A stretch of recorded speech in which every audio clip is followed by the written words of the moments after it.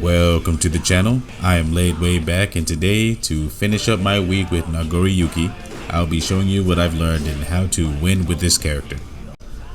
Nagoriyuki is unable to dash, air dash, or double jump, so your main mobility options for covering long distances will be your Fukyo and your super jumps. First, I'm going to go over Nagoriyuki's special moves, and then how they work together with his buttons.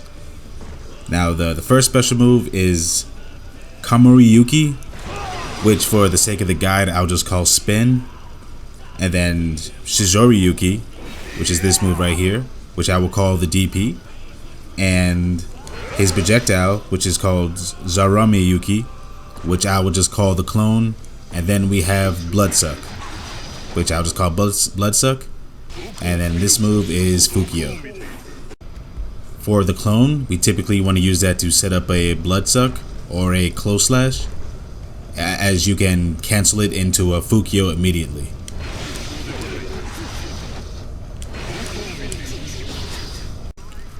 Now I know I'm calling Shizoriyuki the DP, but it doesn't really function as a DP, but it is upper body invincible. So I wouldn't use it on Wake Up, but you can use it as an anti-air. And then you could go for combos afterwards. But I wouldn't use it for the anti-air because it uses the blood gauge. But if like your opponent is close to death, then you could just throw it out there just to finish him off. Now for spin, we'll be using that as a combo starter or combo extender. And Fukyo, as you know, is already our movement ability. Now, if we use too much of our abilities, we will go into what's called Blood Rage mode. And as you can see, our health will drain halfway. So you normally want to avoid that from happening. But if you are to go into Blood Rage, be sure to do it right next to your opponent. That way, as you can see, it also stuns them for a bit, and they can't punish you too heavily for it. And the Bloodsuck is what we will use to lower our blood gauge, and it's basically better than the throw, so you want to use that as the better option. So as you can see, I could fill up my blood gauge like so, then go for the bite, and it immediately starts lowering. And as you just saw, I have Kai doing a DP on Wake Up, just to show you that it can beat the DP also. Now it beats everything except for overdrive, so just keep that in mind. Alright, now on to the buttons. First we're going to go over 5P and 2P, which are Nagoriyuki's fastest buttons, and can also be cancelled into 6P, which we can also cancel into the spin. So if, let's say we're caught in a frame trap and you just you want to mash out, then do it with a 6P and then cancel with the spin. And normally when you cancel the spin, you want to finish that with a 6 heavy slash. Yes, normally that hits. Very strict timing at times. Now we have a 7 frame kick, which is very useful when using Fukyo and trying to get in on your opponent, and can be cancelled into 6K, which looks like so when that counts as a low. And you also want to end this with the spin and then the forward heavy slash. Keep in mind that 5K can also be cancelled into a jump attack, which can catch your opponent off guard, or if you're using Fukyo, you'll slide into your opponent, which will put you in bite range, or even for 4K. Now for 2K, it can be cancelled into D, and you can do the sweep afterwards like most characters can do, but I don't suggest you do that, like ever. I say the better option is to use your 6P instead, and then spin afterwards, as that leads into a natural combo. And what's also better about it is, let's say your opponent is hitting buttons in between.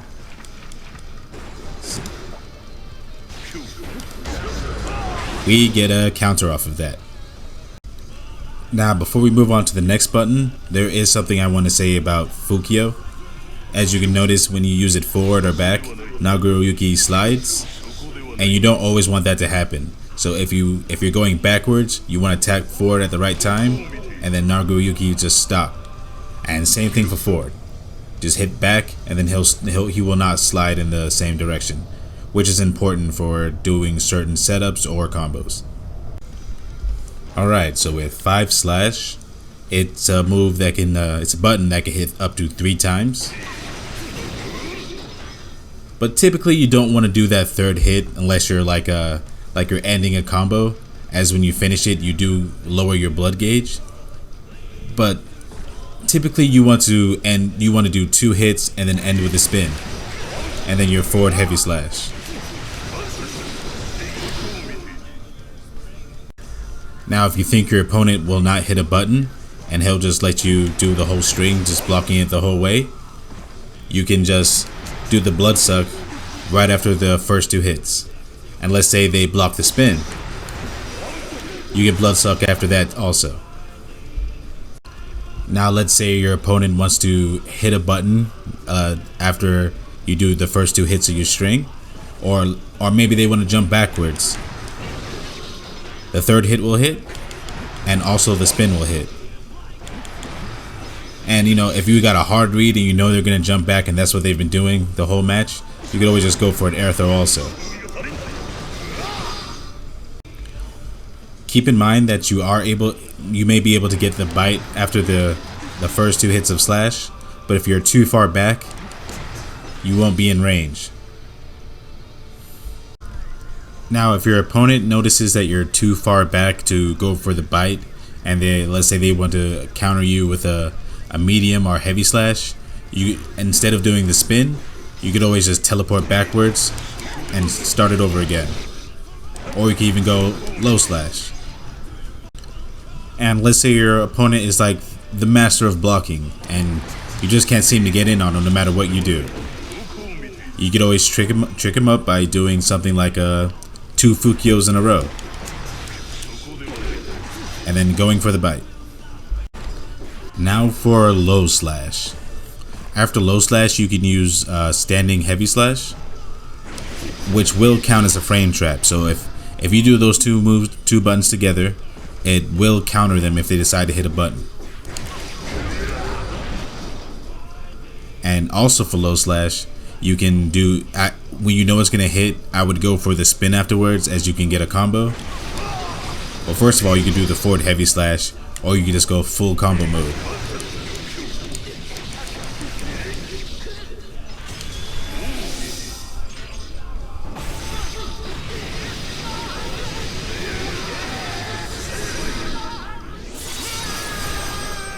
And you get some pretty good damage off of that. As you can see, basically half health. Now before I go over the next button, I want to go over what's called a strike throw mix. So basically you've seen, like, after I do the spin and do the forward heavy slash, I do the Fukio afterwards, which is basically putting them into the strike throw mix. Because what I can do is I can go for the bite, or I can go for a combo. So when you expect your opponent to block on wake up or do a DP on wake up, that's when you go for the bite. So right now we have him set to doing the DP.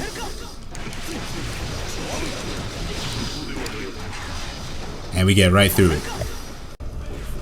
And if you suspect that your opponent is going to hit a button or jump backwards while blocking, that's when you go for a slash instead. So now we have Kai set to jump back while blocking. So you see he's blocking as we jump.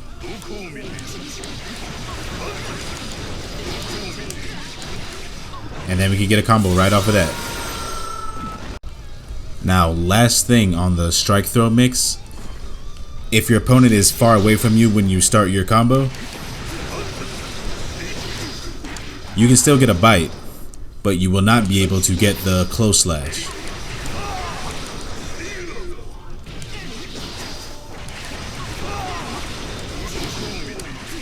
As he'll do the far slash instead, because he's not quite there, which will be slower, which will allow your opponent to counter you however he can.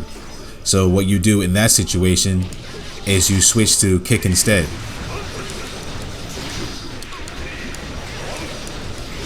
Then go for the slash. Alright, with heavy slashes, we have the forward heavy, the down heavy, and standing heavy. So with blood gauge, when that reaches a higher level, it extends the range of all three of these moves, giving you some pretty crazy range. Now the cool thing about down heavy slash is that even if your opponent's jumping or standing, you always get a strike throw mix up if you do two Fukios towards them, but you have to do them both at the right time. So like one right after the other. If you're a second off, then that'll give your opponent the advantage. And here's the standard combo if you get a counter hit on the 2HS.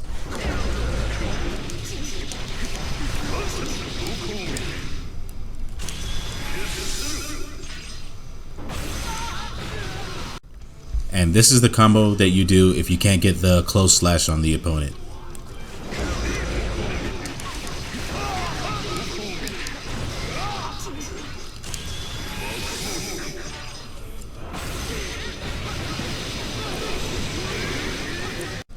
And if your opponent is closer to you when you're doing the 2HS, then you can do a combo that uses less blood meter.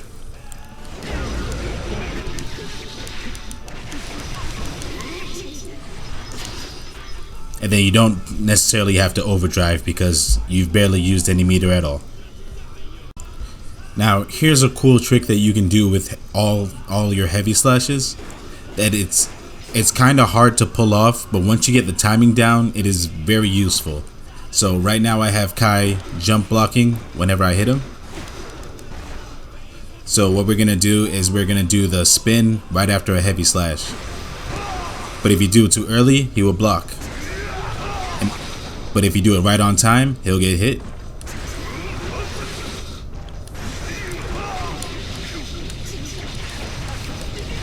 And then you can get a combo off of it.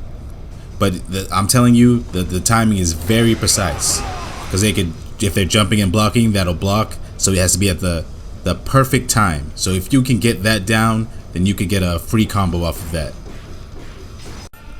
Now a great setup in the corner would be a forward heavy slash, backwards Fukio, into another forward heavy slash, which a lot of times can net you a counter, which you can do your big combo damage, and it'll look something like this.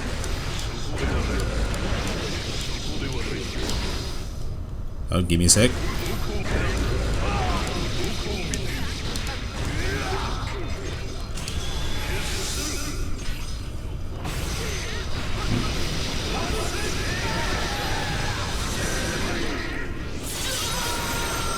Yeah, you land that one good time and the round is pretty much over. And now I'm going to show you a bunch of different combo routes you can take with Nagoriyuki.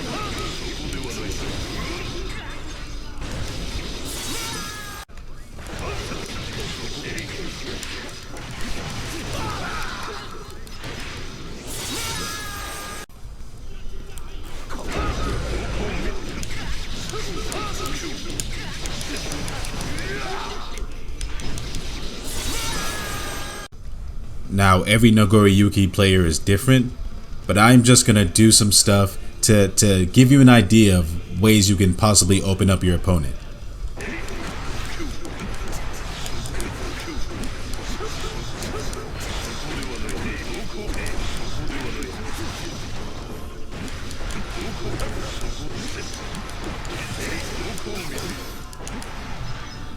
You know, basically like that.